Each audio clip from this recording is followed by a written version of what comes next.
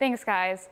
Despite the Department of Public Safety's report that almost all crime rates decreased over the last 3 years, some students at Syracuse University are saying they do not trust their officers. The rocky relationship between the students and DPS peaked during an off-campus assault on Ackerman Avenue earlier in 2019. 3 students of color were assaulted in what they say was a hate crime. However, DPS did not treat it as such. I talked to students on campus about how they feel about their safety. I think my identity to them is based off of my skin color.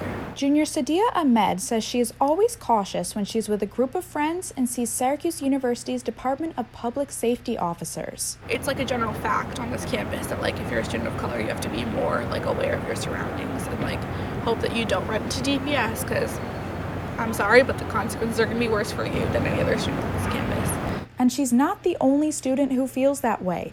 Some students say they have a negative view of the public safety officers because of the perceived racial bias and lack of concern for home robberies. After the release of their annual security report, some students believe DPS should be doing more. I don't really understand why we're not trying to do more for our students who don't live on campus. Sadia is determined to make changes. She just became the Residence Hall Association president and wants to help make everyone feel more comfortable whether they are on or off campus. Breaking down those barriers between students and DPS, but actually getting DPS to listen to the students on a one-on-one level. I think that's my main goal for this year, yeah. She is working towards setting up events for students to get to know the officers, such as Coffee with a Cop or most recently, Mario Kart and Pizza with DPS. But some students would rather see comprehensive prejudice training to help increase their opinions. I like pizza and games with DPS, and I don't think that's the right way to do it.